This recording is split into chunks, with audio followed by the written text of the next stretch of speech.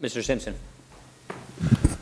Thank you, Mr. Chairman, and thank you, Mr. Chairman, for being here today and for your testimony and comments. You know, I've been a member of this committee, and I think the Chairman has also, for 8 years now. And for 8 years, we've had economists and other experts come and tell us that we have a structural deficit problem that is unsustainable, and we need to do something about it. So far, we've failed to heed the warning. We are now at a situation where I think if we don't heed the warning, there's going to be consequences to play that nobody is willing to accept. And the sad thing about it is that both parties, Republicans and Democrats, sit and demonize one another no matter what we try to do to address this problem. We call the Democrats just tax and spend liberals that don't care about the economy, and they try to show us pictures of Paul Ryan pushing Grandma off the cliff. Unfortunately, that doesn't solve the problem. When everyone in this room, everyone listening to us, and everyone on this committee knows what has to be done. We've had several commissions that have looked at what needs to be done. They all say, almost universally, that you've got to get to $4 to $6 trillion in savings if you're going to have an impact on the long-term deficit of this country, whether it's Simpson Bowles, Domenici-Revlin, the Gang of Six, or whatever. We all know that we've got to restrain discretionary spending. We all know that we've got to get entitlements under control. And we all know that we need a pro-growth tax policy in this country instead of a 19th century tax code, one that fits the 21st century. We all know that. We might have some differences of exactly how to do some of these things, but we all know that the problem exists, and we all know we've got to come together. What we need is an armistice between Republicans and Democrats to solve this problem, because if we don't, all of these other things we talk about aren't really going to matter, are they? That's correct. It is, I think, striking that when the U.S. Debt was downgraded by S&P last summer, it was more about what they cited was the political concerns about the ability of the Congress to work effectively to make progress. So it's easy for me to say. Obviously, it's I recognize that politics is a tough game, and that there are a lot of disagreements in Congress. But obviously, the more that can be done to show cooperation and collaboration on this very important issue. I think we all agree on the issue, as you say, so I hope very much. I was surprised that this last 1st of January, I was in New Zealand and Australia and the Philippines, and talking with officials there and businesses there, I was surprised that they are really watching Congress. They're worried about Congress's inability to get together to solve this problem, because they know that the problem is going to extend to them if we don't solve our problem here. And I was surprised that they follow us as closely as they do. But let me ask you, do you believe that the general assumption that we have to get to $4 to $6 trillion in savings is the right number, or a number that will stabilize our deficit and get us headed in the right direction? And could you paint a picture, because it's sometimes hard for us to explain to the public what could potentially happen if we don't do anything. Could you paint a picture for us of what you think will happen to this economy if we don't take the steps necessary to stabilize our debt, and if we put it off for another year or another year after that, as we've been kicking that can down the road forever? The $4 to $6 trillion, Congressman, was a number that was talked about for the next decade. Right. And the idea was that achieving that would stabilize the debt-GDP ratio and maybe get some progress there. And I was supportive of going big, so to speak, when we were discussing all these issues. We, the country, were discussing these issues last summer. So yes, you know, I think a very substantial additional attack on the deficits is needed. But the other point I would make is that the $4 trillion, the $6 trillion number is, again, is about the next decade. Right. The biggest problems we have are beyond the next decade. They stretch out into the next 20 or 30 years as entitlement costs in particular begin to rise further, and as our demographics begin to move, I guess some would say adversely. So one thing I would urge you as you think about these issues is not just to focus only on the 10-year official budget window, but to think about the longer term, even beyond 10 years, because what we've seen, an example would be the Social Security reform that was done in the early 80s, which is still phasing in. It's not even all phased in yet, 30 years later. The more time you give people, the slower the process, the more warning, the more likely it's going to be successful both politically and economically. So you need to look beyond 10 years. In terms of the implications for the economy, I think the good scenario is that, you know, we have, when the economy recovers, that we have higher interest rates, we have higher borrowing abroad, we have a slower growing economy, slower productivity gains, et cetera. As I discussed in my testimony, the bad case scenario, which ultimately will happen if we don't change this trajectory, is that analogous to what we've seen in some countries in Europe, that investors will begin to lose confidence that we can manage our long-term fiscal situation, and we'll see sharp movements in interest rates or loss of confidence in U.S. debt, in which case changes would have to be made, but in a much more chaotic, rapid, and a disruptive way than by doing it in a long-term, thoughtful way. Thank you. Mr. Blumenauer. Thank you. Thank you again, sir, for joining us. I cringed a little with my good friend from New Jersey's portrayal. It seems to me that you are independent of Congress. You're not CBO.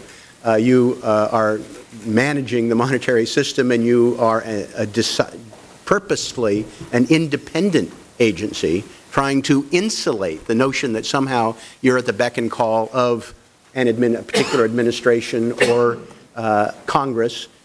My understanding is that's the structure that is in place to try and give you that independence. Am I missing something here? Well, the Fed was created by Congress, but Congress did set us up in a way, for example, 14-year terms for governors and so on, to try to create independence in making monetary policy decisions. We have a number of roles, including supervisory roles and so on, which bring us into contact with issues related to housing and mortgages and so on. But again, I just want to be clear to this committee that our intention was to try to provide useful background, and we, in all cases, looked at both sides of the issue, and we recognize, we have no doubt whatsoever that it's Congress that has to make those decisions. And I appreciate that. And I am of the, having been here through some of the stormy weather, I think there are lessons to be learned by all of us. I think you, some of your governors, looking at the events. I hope Congress is looking at what we did or didn't do. Hopefully people in the private sector. The notion that somehow we might ask the Fed to come up with a report on the Recovery Act. I mean, there is an independent agency. It's called the CBO, which we set up to give us that, who produced such a report that said that it raised real inflation-adjusted GDP between 0.3% and 1.9%, that it lowered the unemployment rate between 0.2% and 1.3%. It increased the number of employed between 400,000 and 2.4 million, and increased the number of full-time equivalent jobs by between 500,000 and 3.3. That's an independent agency that Congress set up. You may not like the answer, but asking somebody else, an independent agency, to do it, I think is not going to get us any further down the line.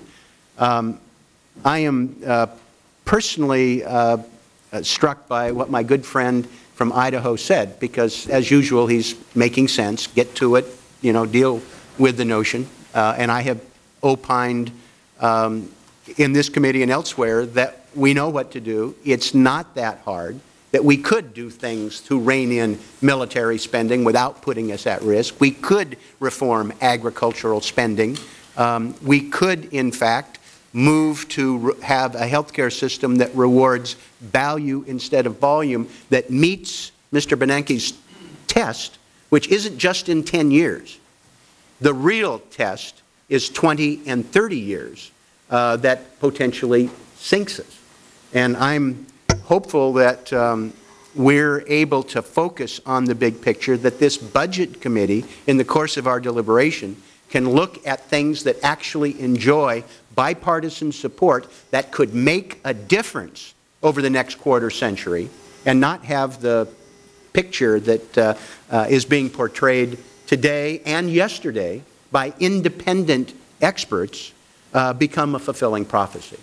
I just feel from the bottom of my heart that this is something we ought to be focusing on, and in particular the notion that we are looking at the longer term. We live with a 10-year budget window, but the real challenges are beyond that. And that's where the savings have to occur. That's where it actually gets easier, not harder. And for us to bludgeon the Fed, and I think you've done an extraordinary job trying to balance being more transparent in what you're doing, but not spooking people, not adding fuel to one fire or the other. I appreciate your continued patience coming here, although I know it's probably a statutory duty, but you do it with No, he's actually doing it at his own volition. with good humor, and I don't know that we have subpoena power, but I'm hopeful that we can focus on the lessons that we learned or should have learned and get to the work that Mr. Simpson talked about in terms of getting to it. Sounds like an endorsement of our budget. I'll yield back. Thanks. I'm with you. Okay, thank you. You are. I hope you start on military. Okay. And I hope we... Your gentleman's time has expired. Yeah. On what used to be bipartisan approaches to controlling medical expenses. Agreed. Mr. Campbell. Thank you, Mr. Chairman and Dr. Bernanke. A suggestion was made earlier that you make policy pronouncements on housing, and I'm very deeply, as you know, involved in trying to restructure housing finance and the housing market. And as much as I personally wish that were true and that you would weigh in on the side of the proposals that I have made and versus others, you and the Fed have been, I think, quite judicious in not doing that. But what you have opined on, and I would like to ask you to say in your own words, is the importance of housing, the housing market and a housing recovery if we wish to have a robust economic recovery and job growth. Would you care to comment on? Oh, I certainly would, and this is the reason that we have a housing committee, basically, at the Fed, which a bunch of staff and some governors who are looking at this almost all the time. I would say that one of the main reasons that the recovery has been as disappointing as it has been is that usually housing provides an important amount of the impetus to growth, not just construction, but all the related industries and services that are tied to housing. In this case, housing has been very weak. In fact, it really is, we've seen a few small positive indicators, but generally remains at a very low level. So the housing, the recovery in housing would be a very important boost to the overall recovery. It works through a number of different ways, not just through construction, but by affecting the wealth of consumers and their financial well-being. The mortgage market, the problems with access to credit, for example, mean that the Federal Reserve's monetary policies are less effective than they otherwise would be because not as many people as could be are taking advantage of the low mortgage rates that we have tried to create. There's a lot of other implications for both borrowers and lenders. Clearly, continued poor conditions in housing markets imply losses on mortgages, imply foreclosures, imply people underwater who can't move or sell their houses. So there are a lot of costs at the neighborhood and the household level as well. But I do think that the lack of a housing recovery is one of the big reasons that recovery's not been stronger than it has. So without advocating a specific solution, kind of like on the budget deficits, you're saying it's something to which we should be paying policy attention? I think it would repay your efforts to think about ways to make, to remove some of the barriers to the recovery in housing. I don't think it's purely a market phenomenon. I think there are a number of legal and administrative and regulatory barriers to housing being as strong as it is.